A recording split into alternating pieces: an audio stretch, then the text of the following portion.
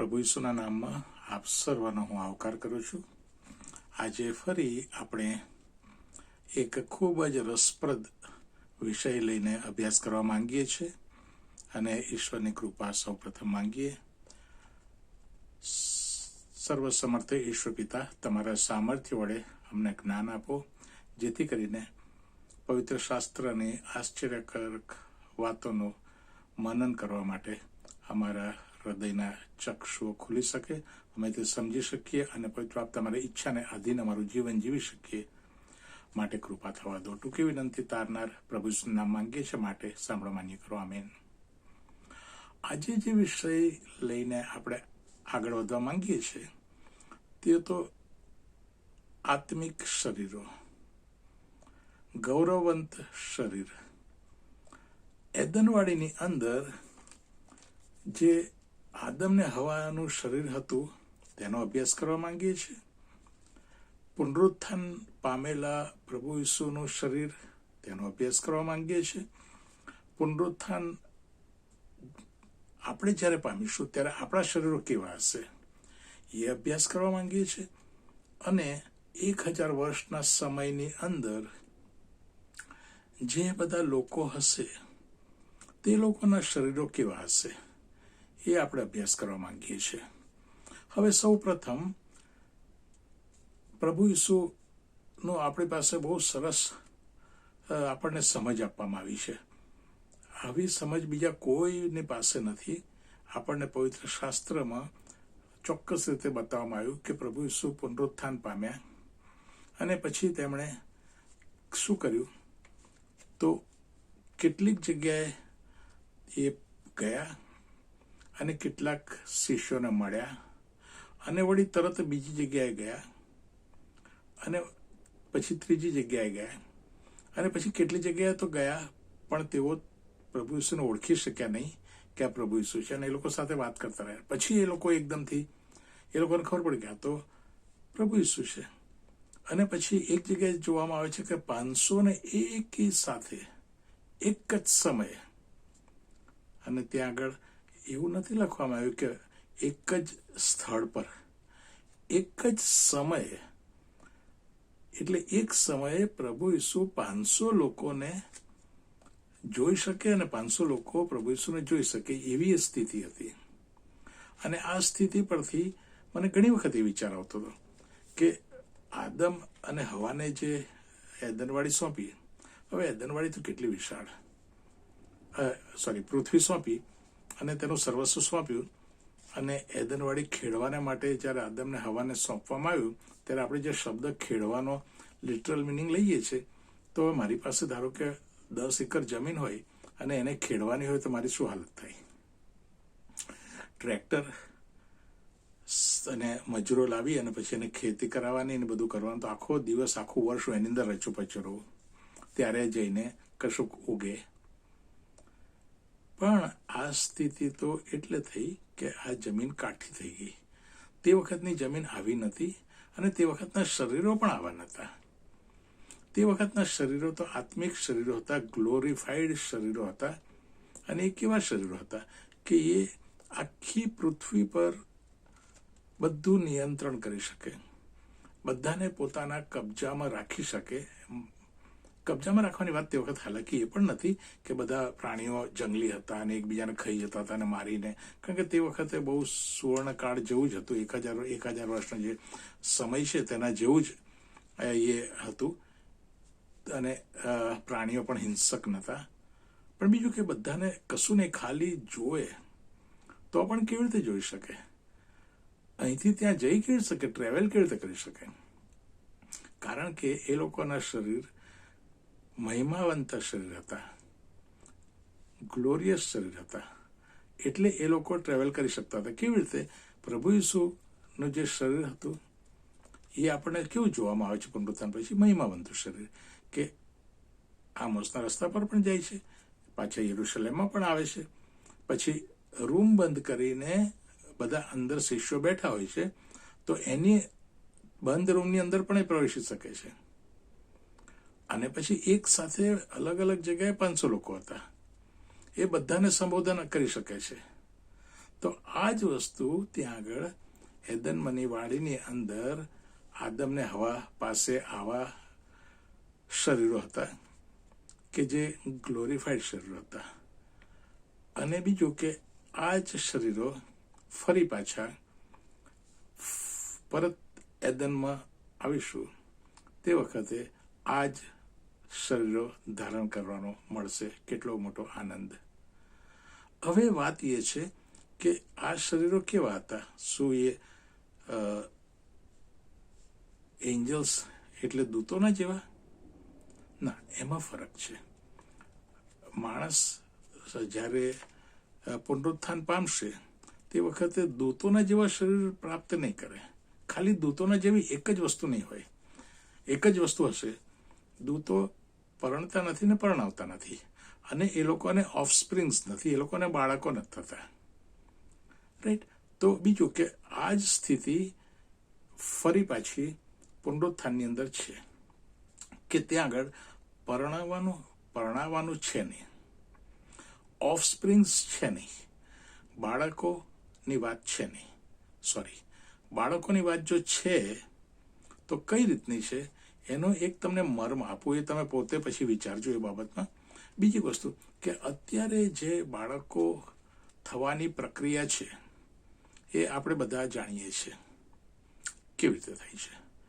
બીજું કે એની અંદર જે પુરુષ અને સ્ત્રી તેમનું મિલન, પછી બીજું કે સ્ત્રી એને માટે એક વસ્તુ છે કે એને જે રક્તસ્રાવ થાય છે, પુરુષને જો કોઈ પણ જાતનો સ્ત્રાવ થાય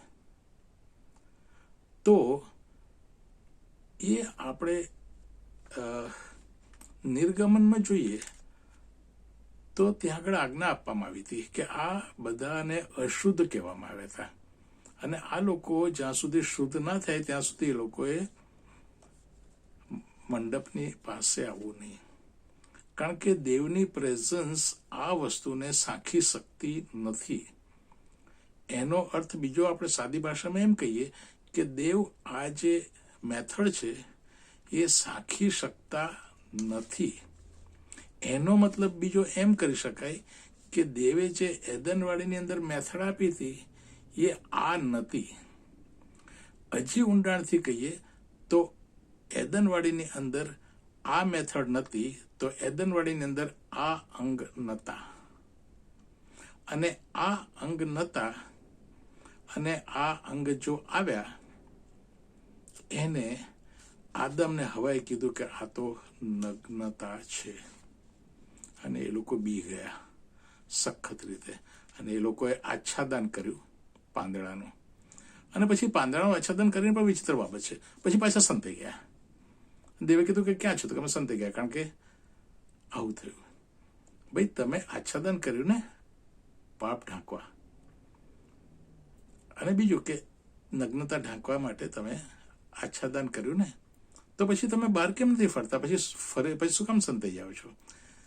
કારણ કે આ આચ્છાદન તે નગ્નતા ઢાંકવા માટે પૂરતું ન હતું. એ આદમને હવાને ખબર હતી, એટલે તેઓ ત્યાં જો આ એક્ઝેક્ટ તમે સમજવાનો પ્રયત્ન કરશો ત્યાં આગળ આ રીતનું છે. એટલે મારો કહેવાનો આશય ખાલી એટલો જ કે અત્યારે જે કંઈ પ્રજા અને પ્રજનન સાથે જે કંઈ મેથડ્સ છે અને જે કંઈ બધી બાબતો છે એ એદનમની વાડીમાં નથી, અને પરત એદનમની વાડી આવશે ત્યારે પણ નહીં, કારણ કે એ બધું અશુદ્ધ ગણવામાં આવ્યું હતું.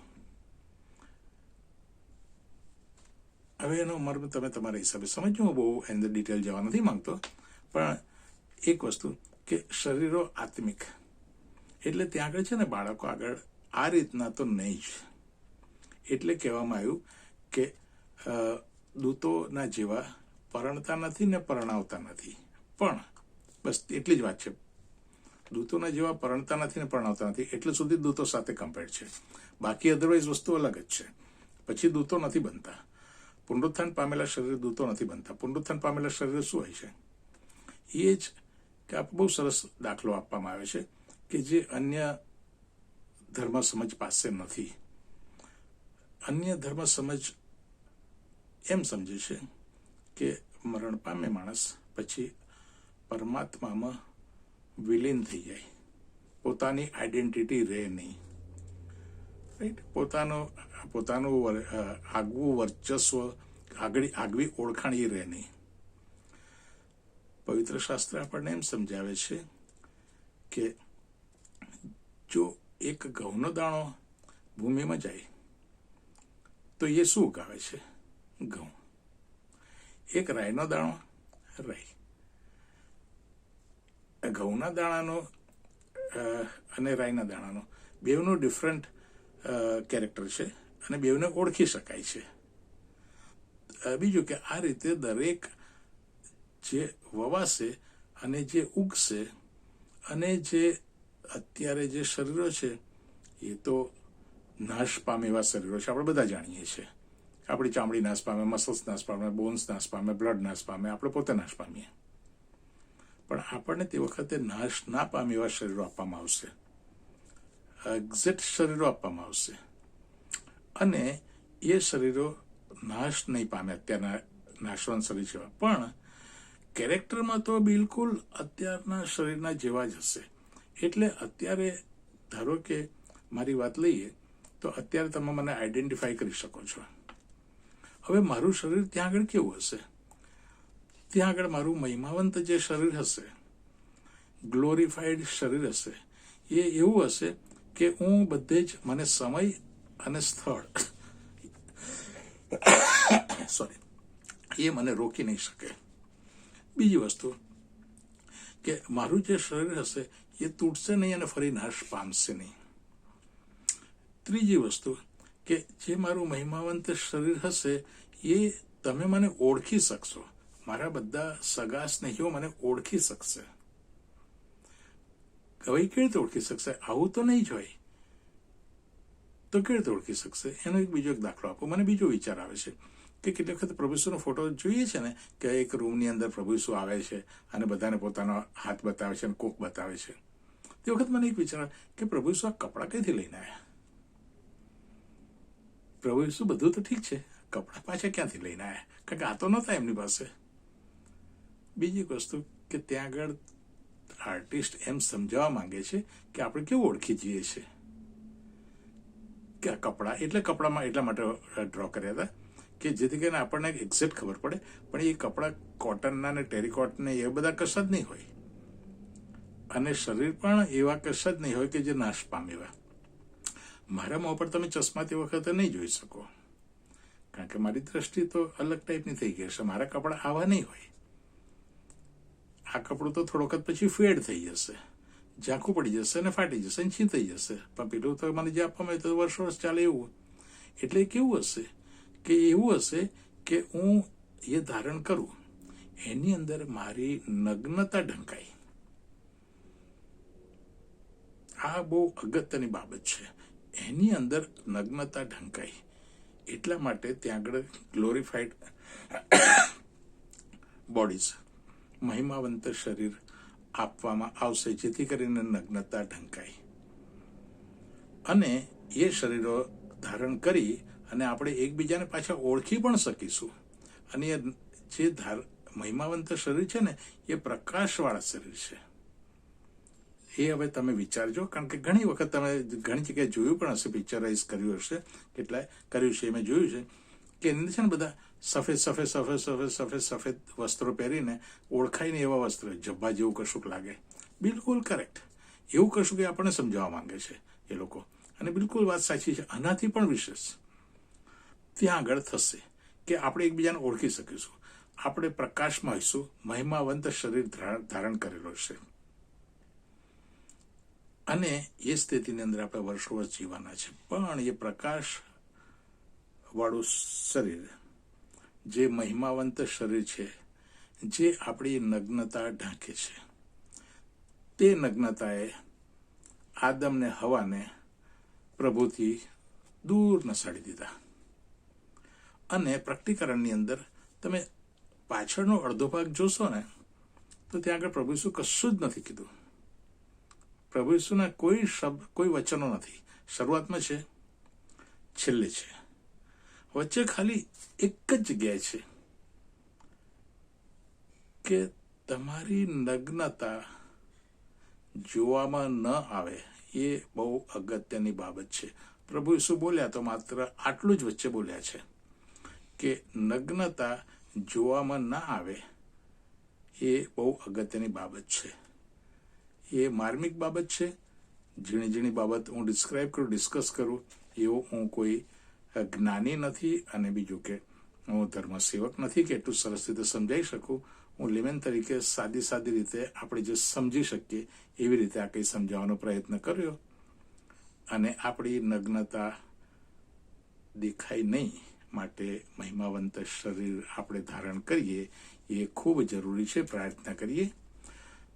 સર્વસમર્થ ઈશ્વર પિતા, અત્યારે તમારી પાસે આવી શક્યા છે અને જ્ઞાન પ્રાપ્ત કરી શક્યા છે. એની અંદર તમે જે અમને જણાવવા માંગો છો તે અમે સમજી શકીએ, અને વિશેષ કરીને અમારી નગ્નતા દેખાય નહીં માટે અમે મહિમાવંત શરીર ધારણ કરી શકીએ, માટે અમારા જીવનો અમે શુદ્ધ રાખી શકીએ,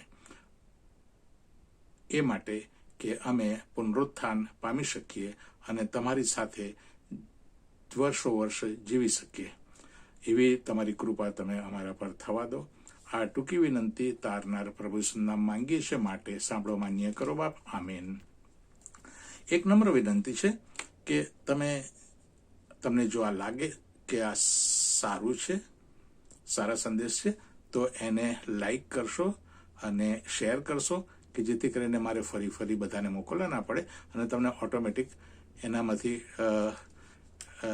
આપણે ફરી પાછું અને સબસ્ક્રાઈબ કરજો કે જેથી કરીને તમને ઓટોમેટિક બીજા વિડીયોઝ મળ્યા કરે.